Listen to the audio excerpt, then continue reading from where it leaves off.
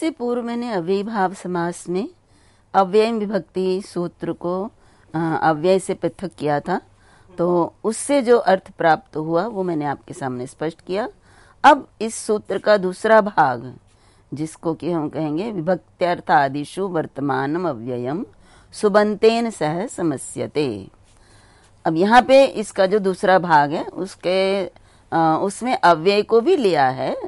मैंने पहले भी बताया कि यहाँ पर अव्यय का योग और विभाग दोनों ही होंगे, तो अव्यय को अलग करके तो हमने एक अर्थ प्राप्त किया। अब अव्यय के साथ भी यहाँ अव्यय का पुनः प्रयोग यहाँ पर होगा, इसलिए अर्थ होगा विभक्त्यर्थादिषु वर्तमानम अव्ययम। तो विभक्त्यर्थ अर्थात विभक्ति के अर्थ, और उसके बाद समीप अर्थ, समृद्धि अर्थ, विरुद्धि अर्थ, अर्थाभाव अर्थ, अत्यय अर्थ, असंप्रति, ये जितने भी अर्थ 16 हैं। तो 16 अर्थों में यदि कोई अव्यय होगा तो विभक्त्यर्थ आदिषु वर्तमानम अव्ययम। विभक्त्यर्थ आदि 16 अर्थों में यदि कोई अव्यय होगा तो उस अव्यय का सुबंत के साथ समास हो जाएगा और वो समास अव्ययी भाव समास कहलाएगा। तो अब हम एक एक को लेते हैं। हम एक एक की सिद्धि आपके सामने विस्तृत रूप में तो नहीं करेंगे, लेकिन आपको एक जो प्रमुख हैं उनके विषय में मैं आपके सामने चर्चा अवश्य करूंगी। तो सबसे पहला है विभक्ति अर्थ में वर्तमान अव्यय। तो विभक्ति अर्थ में वर्तमान अव्यय का सुबंत के साथ समास होता है, अव्ययी भाव कहलाता है, तो वो है अधिहरि। ये समस्त पद है अधिहरि, और इसको जब हम लौकिक विग्रह करते हैं तो यहाँ पे इसका अधिहरि का अर्थ है हरऊ, हरि में। यहाँ पे अधि जो है सप्तमी विभक्ति के अर्थ को बता रहा है, और लेकिन इसका अर्थ सप्तमी विभक्ति हरि, अधिहरि का अर्थ पूरा यही है, हरि में, हरऊ। जब हम अलौकिक विग्रह करते हैं तो हरि नी और अधि, इस प्रकार से, क्योंकि सप्तमी के अर्थ में अधि है तो हम उस अव्यय को साथ में लिखेंगे। तो हरि नी सप्तमी में नी विभक्ति होती है और अधि, और इसको करने के बाद फिर हम पूर्व जो है कृत तद्धित समास से प्रातिपदिक संज्ञा, सुपधातु प्रातिपदिक से विभक्ति लोप इत्यादि सब कार्य करने के बाद जब हमारे पास ये स्थिति बचती है अधिहरि, और अधिहरि या हरि अधि होगा अभी, और उसके बाद प्रथमा निर्दिष्टम समास उपसर्जनम, उपसर्जनम पूर्वम, ये समस्त सूत्र प्राप्त होंगे। मैंने बताया कि ये सब सूत्र समासों में प्रयुक्त होंगे ही, चाहे कोई भी समास करोगे तो यहाँ फिर जब हरि अधि का फिर अधि का अव्यय होने के कारण पूर्व प्रयोग होगा तो हमारे पास अधिहरि ये स्थिति होगी। फिर प्रातिपदिक संज्ञा यथावत बनी रहेगी, सु की उत्पत्ति होगी, और अव्ययी भावश्च से अव्यय संज्ञा होने के कारण अव्ययाद आप सुपह से अधिहरि के साथ सुविभक्ति का लोप होकर अधिहरि ही रहेगा। ये ध्यान रखिए कि अधिहरि को हम किसी भी वचन, लिंग या विभक्ति के लिए प्रयुक्त करेंगे तो यहाँ परिवर्तन नहीं होगा, अधिहरि ही रहेगा। इसके अन्य समासों से जो भिन्नता है उसका कारण ही ये है कि अन्य समासों में जो विभक्ति होती है, समास के अंत में समस्त पद से जो विभक्ति लगती है वो उस वाक्य में प्रयुक्त अन्य पदों के आधार पर बदलती रहती है, परंतु ये अधिहरि, ये जो अव्ययी भाव समास है, इसमें विभक्ति परिवर्तित नहीं होती है, चाहे लिंग, वचन, विभक्ति कुछ भी हो, लेकिन यहाँ पे ये अव्यय के रूप में ही प्रयुक्त होगा। अब यहाँ पे हम नाव्ययी भावादत्वम तो पंचम्या का भी प्रयोग नहीं कर सकते हैं, क्योंकि ये ई में समाप्त होने वाला अव्ययी भाव समास है, न कि अ में समाप्त होने वाला। तो इस प्रकार से ये अधिहरि जो है विभक्ति अर्थ में वर्तमान अव्यय अधि का हरिंगी के साथ समास होता है अव्ययी भाव। अब इसी का एक और उदाहरण भी आपके सामने मैं प्रस्तुत करना चाहूंगी, अधिगोपम। अब अधिगोपम का लौकिक विग्रह होता है गाह पाति इति गोपाह और गोपा क्या होता है, तो जो गायों को पालता है उसे गोपा बोलते हैं। और अधिगोपम का अर्थ है उसमें, अर्थात उस गोप में। तो गोपी, ये गोपा शब्द पुल्लिंग है और इसको सप्तमी भक्ति में गोपी ये रूप बनता है। तो अधिगोपम का क्या हुआ अर्थ, गोपी। अब हम जब इसको अलौकिक विग्रह करेंगे तो गोपा शब्द है, मैंने आपको बताया, और नी सप्तमी भक्ति है और सप्तमी के अर्थ में अधि अव्यय प्रयुक्त हुआ है। तो जब गोपांगी अधि हो गया और अन्य समस्त कार्य हो गए, प्रातिपदिक संज्ञा, विभक्ति, लोप, फिर आपकी उपसर्जन संज्ञा, पूर्व प्रयोग करने के बाद अधिगोपा ये स्थिति होती है। तो अधिगोपा स्थिति होने पर अगला सूत्र प्रयुक्त होता है और वो भी सूत्र अव्ययी भावश्च सूत्र ही है। देखिए, वो अब एक अव्ययी भावश्च सूत्र अव्यय संज्ञा करता है, ये अव्ययी भावश्च सूत्र जो है ये नपुंसकलिंग संज्ञा करता है, और दोनों के अष्टाध्यायी क्रम में जो है स्थान अलग अलग है, संख्या अलग अलग है। तो यहाँ अव्ययी भावश्च सूत्र के अनुसार यहाँ अयम नपुंसकम स्यात्, अर्थात अव्ययी भाव समास का प्रयोग नपुंसकलिंग में होता है। और उसके नपुंसकलिंग में होने के कारण एक सूत्र है ह्रस्वो नपुंसके प्रातिपदिकस्य। नपुंसकलिंग में प्रातिपदिक को ह्रस्व हो जाता है।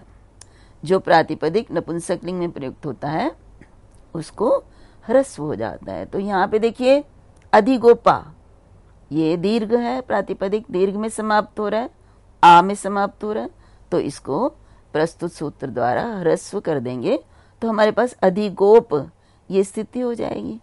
अब प्रातिपदिक संख्या यथावत बनी रहेगी, इसलिए सु आदि की उत्पत्ति होगी। तो पुल्लिंग प्रथमा विभक्ति एक वचन में यहाँ पे सु होगा, तो अधिगोप सु। और हमने ये सूत्र अभी किया कि अब जो है अव्ययी भाव समास यदि अ में समाप्त हो रहा है तो उसके सुविभक्ति का लोप नहीं होगा और उसको क्या हो जाएगा, अम हो जाएगा। तो यहाँ पे अधिगोप ह्रस्व करने के बाद अधिगोप अ में समाप्त हो रहा है, तो अ में समाप्त होने के कारण इसकी विभक्ति सु का लोप नहीं होगा, इसको अम हो गया। अब अम होने के बाद हमारे पास एक सूत्र है अमी पूर्वः। यदि अम परे होता है तो पूर्व रूप संधि होती है। तो अभी अधिगोप और अम, इनमें अम परे होने के कारण अधिगोप के अ और अम के अ के स्थान पर पूर्व रूप अर्थात अ हो जाएगा, अर्थात एकमात्र अ बचेगा। तो हमारा जो है अधिगोपम ये रूप सिद्ध होगा। अब मैंने आपके सामने समीप विभक्ति अर्थ में बताया, समीप अर्थ में भी उसी प्रकार से होगा जिस प्रकार से अधिगोपम की सिद्धि हुई है, परंतु यहाँ पे देखिए समीप अर्थ में है उपकृष्णम, और मैं इसका विग्रह है कृष्णस्य समीपम। और अलौकिक विग्रह की बात करें तो अलौकिक विग्रह कृष्णंगस और समीप अर्थ में उप है। इतना कर लेने के बाद हमारा जो प्रक्रिया है वो पूर्ववत ही है। तो कृष्णंगस, फिर हम अव्यय विभक्ति, समीप, समृद्धि आदि सूत्र द्वारा समीप अर्थ में वर्तमान अव्यय उप के साथ उप का सुबंत कृष्ण ngस के साथ समास करेंगे। तो समास होने पर प्रातिपदिक संज्ञा, विभक्ति लोप, ngस का लोप हो जाएगा और फिर उप का उपसर्जन संज्ञा होने के कारण पूर्व प्रयोग। तो हमारे पास उप कृष्ण ये स्थिति होगी और सु की उत्पत्ति होगी। अब ये अकारांत है तो इसलिए अ में समाप्त होने के कारण सु का लोप नहीं होगा। तो लोप नहीं होगा तो फिर क्या होगा, उसको अम हो जाएगा और अमी पूर्वा से पूर्व रूप होगा। अब यहाँ पे ध्यान रखिएगा कि उपकृष्णम जो है यदि हम इसका सप्तमी में प्रयोग करते हैं, तृतीया में प्रयोग करते हैं तो उपकृष्णम उपकृष्णेन ये विकल्प दो रूप बनेंगे, उपकृष्णम उपकृष्णे ये दो रूप बनेंगे। लेकिन यदि इसका प्रयोग पंचमी में करते हैं तो उपकृष्णात् ही होगा, अम नहीं होगा। अन्य सभी विभक्तियों में उपकृष्णम अम हो जाएगा। अब यहाँ पे एक बात और ध्यान देने योग्य है कि हमने कहा है कि समीप अर्थ में वर्तमान अव्यय का सुबंत के साथ समास होता है। तो यहाँ पे देखिए समया ग्रामम निकषा लंकाम आराध बनात, ये जो शब्द हैं ये समीप अर्थ में प्रयुक्त हुए, ये अव्यय समया निकषा आराध। तो यहाँ पे समास नहीं हुआ है। तो यहाँ पे प्रश्न उठता है कि यहाँ पे समास क्यों नहीं हुआ। समयाग्रामम निकषा लंकाम, इनमें समास क्यों नहीं हुआ, जबकि ये समीप अर्थ में वर्तमान अव्यय हैं और ग्रामम लंकाम आदि जो है वो सुबंत भी हैं। तो इसका जो है उत्तर ये है कि ये वार्तिक है। अभितः परितः समया निकषा हा प्रतियोगे अपि, ये वार्तिक है। तो इससे जो है इनके योग में द्वितीय भक्ति का प्रयोग होता है। तो यहाँ एक तो ये है वार्तिक, और दूसरा एक और जैसे आराध बनात मैंने कहा, तो यहाँ पर भी जो समास नहीं हुआ, ये तो संधि की हुई है आराध बनात में। तो ये इसके लिए भी हमारे पास वार्तिक है। अन्य आराध इतरेतर दिक शब्दांशु उत्तर पद इत्यादि ये सूत्र है, वार्तिक है, जिसके द्वारा ये आराध के बाद भी आराध के योग में पंचमी भक्ति का प्रयोग होता है। तो यहाँ पर भी समास नहीं हुआ, आराध अव्यय होने पर भी इसका समास नहीं हुआ। तो इसका इससे क्या तात्पर्य होता है? तात्पर्य ये है कि यदि इनमें हम समास कर देते हैं तो इन द्वितीय भक्ति करने का कोई प्रयोजन ही नहीं रह जाता, वहाँ तो वैसे ही ग्रामम हो जाएगा। तो समया ग्रामम और निकषा लंकाम तो समास करने पर ही हो जाएगा, तो फिर इन वार्तिकों की क्या आवश्यकता है। तो क्योंकि ये वार्तिक दिए हैं, इनसे यही सिद्ध होता है कि जब द्वितीय विभक्ति कर दे इनसे तो फिर समास नहीं होगा, अन्यथा इनको द्वितीय विभक्ति करने का कोई प्रयोजन ही नहीं रह जाता, या पंचमी करने का प्रयोजन ही नहीं रह जाता। उसके बाद फिर समीप के बाद है समृद्धि अर्थ सुमद्रम, इसका विग्रह मद्राणाम समृद्धि। तो इसमें सुमद्रम ये उसी प्रकार से बनेंगे। मद्र जो है मद्राणाम है, तो मद्र आम और सु, और फिर समास की सारी प्रक्रिया करने के बाद सुमद्रम रूप बनता है। इसी प्रकार से दुर्यवनम है, इसका अर्थ है यवना नाम व्यरिद्धि। समृद्धि मीन्स उनके समृद्ध होना, व्यरिद्धि मीन्स उनके समृद्धि का अभाव होना। तो यहाँ पे हो गया यवना नाम व्यरिद्धि, उनका ह्रास। तो यहाँ पे व्यरिद्धि अर्थ में समास हो गया किसका? दुर का, यवना नाम यवन आम के साथ, और समास होने पर दुर का पूर्व प्रयोग इत्यादि करके हम इसकी सिद्धि कर लेंगे, क्योंकि पूर्व में मैंने पूरी सिद्धि आपके सामने बता दी। उसी प्रकार से यहाँ भी करेंगे। आगे है निर्मक्षिकम। तो निर्मक्षिकम इस मक्षिका नाम अभाव, तो अर्थाभाव, इन 16 में अर्थाभाव अर्थ भी है। तो अर्थाभाव में वर्तमान अर्थ में वर्तमान अव्यय निर का मक्षिका जो है सु के साथ समास होता है। मक्षिका आम षष्ठी भक्ति है ना, मक्षिका नाम, तो मक्षिका आम के साथ समास होता है। तो निर और मक्षिका जब होता है तो पूर्व में मैंने जैसे बताया है कि ह्रस्व नपुंसके प्रातिपदिकस्य से ह्रस्व हो जाता है, और फिर निर्मक्षिक होता है, फिर सु को अम होकर निर्मक्षिकम रूप बनता है।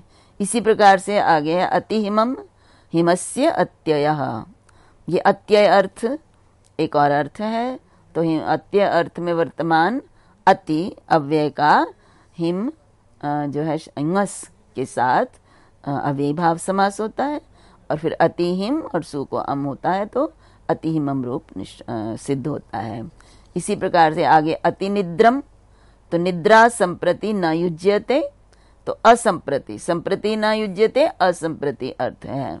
तो असंप्रति अर्थ में अति का निद्रा के साथ समास होता है, निद्रा सु के साथ। तो समास होने के बाद यहाँ पे अन्य सभी कार्य पूर्वत होकर अतिनिद्रम बनता है। उसके बाद देखिए फिर अर्थ है इति हरि है एक समास। तो इति हरि का अर्थ होता है हरि शब्द से प्रकाश, अर्थात हरि शब्द को प्रकाश होना, उत्पन्न होना। तो यहाँ पे शब्द प्रादुर्भाव, तो ये इस अर्थ में जो है इति अव्यय है, और उसके साथ हरि का समास हुआ है और बाकी सब कार्य अधिहरि के समान होकर इतिहरि बनता है।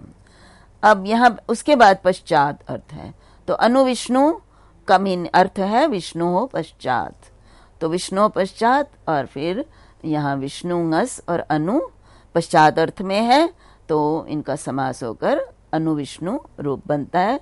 उकारांत है इसलिए यहाँ पे अम इत्यादि की कोई बात ही नहीं है, अव्यय होने के कारण इसकी विभक्ति सु का लोप हो जाएगा, विभक्ति का लोप हो जाएगा।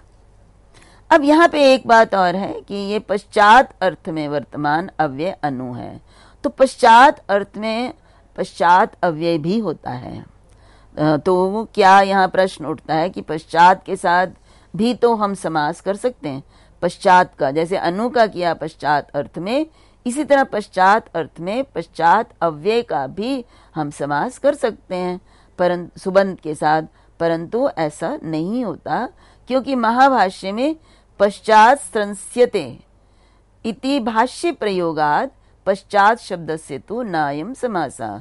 भाष्य में पश्चात संस्यते ये इस प्रकार से प्रयोग किया गया है, तो यदि समास होता तो फिर वो इस प्रकार से प्रयोग नहीं करते, तो ये बिना समास किए हुए यहाँ पे प्रयोग किया है, इसलिए पश्चात अव्यय का समास पश्चात अर्थ में नहीं होगा। उसके बाद देखिए अगला है यथा अर्थ में।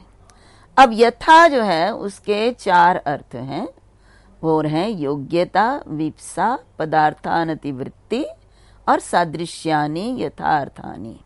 यथा के 4 कौन कौन से अर्थ हैं जिनमें ये समास होता है, तो यथा का एक अर्थ है योग्यता, दूसरा विप्सा, विप्सा का अर्थ होता है आवृत्ति करना, दोहराना एक शब्द को, और योग्यता तो है ही योग्यता, और पदार्थ अनतिवृत्ति तो पदार्थ का अतिक्रमण न होना, और सादृश्य, ये अर्थ हैं यथा के।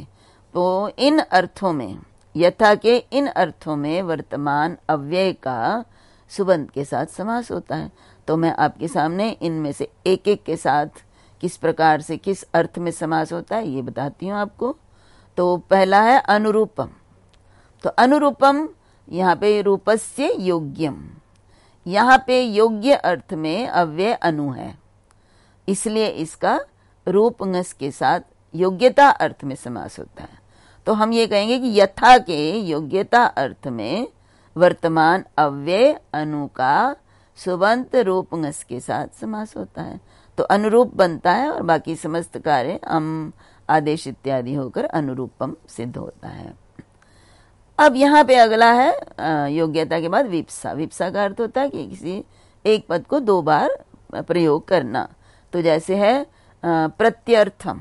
अब प्रत्यर्थम है अर्थम अर्थम प्रति, अब यहाँ पे अर्थम की जो है वो अनुवृत्ति हुई है, आवृत्ति हुई है, इसलिए विप्सा अर्थ है। तो विप्सा अर्थ में प्रति का ये प्रति के हाँ, तो देखिए यहाँ विग्रह में नहीं, यदि मैं प्रत्यर्थम कहती हूँ तो ये प्रत्यर्थम का जो अर्थ अर्थम अर्थम प्रति प्राप्त होता है वो प्रति के द्वारा होता है, तो इसलिए ये जो प्रति है ये विप्सा अर्थ में वर्तमान है और इसका सुबंत अर्थ अम के साथ अव्ययी भाव समास होता है। यहाँ पे एक बात और बताना चाहूंगी कि यहाँ पर क्योंकि अव्ययी भाव समास जो किए गए हैं नित्य समास हैं, परंतु यहाँ पे ये समास जो है वो वाक्य भी प्रयुक्त होता है। समास तो होता है, प्रत्यर्थम भी होता है, लेकिन अर्थम अर्थम प्रति भी होता है। क्यों? इसका कारण ये है कि अर्थम जो है ये प्रति जो है ये कर्म प्रवचनीय है और कर्म प्रवचनीय युक्त द्वितीया, ये कारक प्रकरण में है कि कर्म प्रवचनीय के योग में द्वितीय विभक्ति है, तो ये अर्थम अर्थम में द्वितीय विभक्ति कर्म प्रवचनीय के कारण हुई है। तो क्योंकि उन्होंने द्वितीय विभक्ति कही है स्पष्ट रूप में, तो इसलिए उसका प्रयोजन ही यही है कि यहाँ समास जो है बिना समास के वाक्य भी प्रयुक्त होता है, ये आवश्यक नहीं कि समास ही करना है। अब यहाँ पे एक बहुत ही रुचिकर जो है विषय हमारे सामने उपस्थित हुआ कि मैंने कहा कि कर्म प्रवचनीय है प्रति, तो कर्म प्रवचनीय जो है वो क्यों है, वो मैं सूत्र मैंने यहाँ दिया है। लक्षणेत्थम भूताख्यान भाग वीप्सासु प्रतिपरि अनवह। तो प्रतिपरि और अनु जो है ये इन अर्थों में, इनमें से एक वीप्सा अर्थ है, इनकी कर्म प्रवचनीय संज्ञा होती है। अब ये एक जिज्ञासा है कि कर्म प्रवचनीय क्या होता है। तो निरुक्तकार ने भी दिया है कि 4 प्रकार का पद विभाग होता है। पदों के 4 विभाग होते हैं, एक नाम, आख्यात, उपसर्ग और निपात। तो किसी भी वाक्य में जो है यही प्रयुक्त होते हैं, कहीं पर नाम, कहीं आख्यात या उपसर्ग या निपात। अब यहाँ पर कर्म प्रवचनीय भी एक पद विभाग कहा गया है। ये कुछ वैयाकरणों ने, कुछ आचार्यों ने कर्म प्रवचनीय को एक पृथक पद विभाग के रूप में मानकर 5 प्रकार का पद विभाग माना है। तो आचार्य भर्तृहरि ने अपने वाक्यपदीय के 2य कांड में बड़े विस्तार से स्पष्ट किया है कि कर्म प्रवचनीय क्या होता है, क्योंकि कुछ आचार्य इसको उपसर्गों के अंतर्गत ही समाहित कर लेते हैं, परंतु वास्तव में जो इसको 5वां पद विभाग मानते हैं उनका मत भर्तृहरि ने प्रस्तुत किया है। ये स्मरण रहे कि भर्तृहरि पदों की वाक्य में, वाक्यार्थ में पदों की पृथक कोई अर्थ स्वीकार नहीं करते हैं। उनका ये मत है कि पदों का वाक्य और वाक्यार्थ में कोई प्रयोजन नहीं है। वाक्य अखंड रूप में ही अर्थ का बोध कराता है। जिस प्रकार से ब्रह्म ज्ञान, क्योंकि व्याकरण दर्शन के बहुत बड़े आचार्य हैं आचार्य भर्तृहरि, लेकिन भर्तृहरि क्योंकि समन्वयवादी हैं इसलिए वो मत सबके देते हैं, परंतु उनका अभिमत मत यही है कि वाक्य में पदों के अपना कोई अर्थ पृथक पृथक नहीं होता है। उनका तभी तक प्रयोग है जब तक वो वाक्य अर्थ प्रदान नहीं करते हैं। तो लेकिन हम जैसे वेदांत इत्यादि दर्शनों में भी बात करें तो हम कहते हैं ब्रह्म सत्यम जगत मिथ्या, कि ब्रह्म सत्य है और संसार जो है वो मिथ्या है, परंतु उस ब्रह्म की प्राप्ति उसी जगत में ही तो होती है। तो इसलिए उस जगत की काल्पनिक सत्ता होती है, हम और उसको हम कहते हैं स्वप्नवत। सपना जिस तरह से देखते हैं और सपने में जिस तरह से सच प्रतीत होता है सब कुछ, और जब सपना खुलता है, हटता है, तो वो सत्य हमें पता चलता है कि नहीं, वास्तव में ही सत्य नहीं था। इसी प्रकार से जब तक ब्रह्म की प्राप्ति नहीं हो जाती है तब तक हम संसार को मिथ्या नहीं समझ पाते हैं, और इस संसार में रहकर ही उस ब्रह्म की प्राप्ति होती है। और जब उस ब्रह्म को जान लिया जाता है तब जानते हैं कि ब्रह्म इस सब से, इस जगत से भिन्न है। तो यही मत भर्तृहरि का भी है कि पदों की वास्तव में कोई सत्ता नहीं है वाक्य में, परंतु इनका अपोधार बुद्धि से कल्पना की जाती है, और जैसे ही वाक्य अखंड रूप में प्राप्त होता है तो इनका जो है अस्तित्व समाप्त हो जाता है। तो इसको ही भर्तृहरि ने अपोधार कल्पना कही है वाक्य में पदों की। और उसी अपोधृत पदों के किस प्रकार से भिन्न भिन्न भेद होते हैं उसी संदर्भ में भर्तृहरि ने इन पद विभागों का वर्णन किया है। और उन्होंने कर्म प्रवचनीय को स्पष्ट करते हुए देखिए कारिकाएं दी हैं, जो मैं चाहूंगी कि कर्म प्रवचनीय के संबंध में सबको जानना चाहिए कि ये 5म पद विभाग किस प्रकार से है। तो कर्म प्रवचनीय का जो शाब्दिक अर्थ है उसको पुण्यराज, जो भर्तृहरि के टीकाकार हैं वाक्यपदीय के, उन्होंने दिया है। और उन्होंने कहा है क्रियाकृतम विशेषम संबंधम द्योतयन्ति, कर्म प्रोक्तवंता, जो कर्म को कहते हैं, अर्थात क्रियाकृतम विशेष संबंधम द्योतयन्ति इति कर्म प्रवचनीया उच्यन्ते। अर्थात कर्म प्रवचनीय क्यों कहते हैं उनको, क्योंकि वो क्रियाकृत विशेष संबंध को द्योतित करते हैं। कहते हैं ऐसा नहीं कहा, द्योतित करते हैं, उनको प्रकाशित करते हैं, भेदक हैं, तो इसलिए उन्हें कर्म प्रवचनीय कहते हैं। इसको मैं आगे आपको कारिका के माध्यम से भी बताना चाहूंगी। तो भर्तृहरि ने कारिका दी जनयित्वा क्रिया काचित संबंधम विनिवर्तते, श्रूयमाणे क्रिया शब्दे संबंधो जायते क्वचित।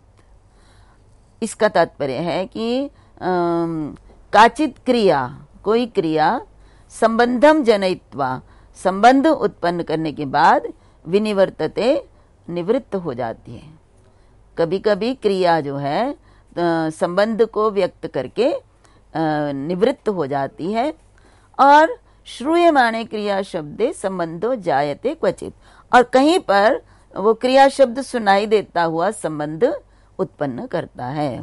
तो ये मैं आपके सामने उदाहरण द्वारा स्पष्ट करना चाहूंगी कि जैसे राजपुरुषः है, तो राजपुरुषः का अर्थ होता है राजा का पुरुष। अब राजा का पुरुष या राजा का सेवक, तो यहाँ पे क्या है कि इसमें इसका अर्थ है क्योंकि राजा पुरुषम विभर्ति, क्योंकि राजा पुरुष का, सेवक का पालन भरण पोषण करता है, इसलिए वो उसका राजा, उसका सेवक है, वो राजा का पुरुष है। तो यहाँ पे जो भरण लक्षण क्रिया है, क्योंकि राजा उनका भरण करता है इसलिए वो उसका पुरुष है, उसका सेवक है, तो ये भरण लक्षण जो क्रिया है, ये आश्रय आश्रयी भाव लक्षण संबंधम जनयित्वा विनिवर्तते।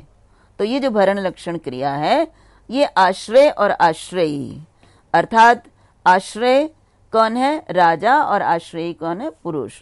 क्योंकि ये किससे पता चला? ये जो भरण लक्षण, क्योंकि जो भरण पोषण राजा करता है इसलिए राजा आश्रय है और पुरुष जो है वो आश्रयी। तो ये आश्रय आश्रयी भाव संबंध जो है ये बताने के बाद भरण क्रिया जो है वो निवृत्त हो जाती है। तो इस प्रकार से जो पूर्व पंक्ति है उसका अर्थ मैंने आपके सामने स्पष्ट किया, और इसके बाद जो अन्य इसके कारिकाएं हैं जो कि कर्म प्रवचनीय को स्पष्ट करती हैं, ये मैं आपके साथ अगले व्याख्यान में बात करूंगी। तब तक के लिए सभी को मेरा नमस्कार, सभी का बहुत बहुत धन्यवाद।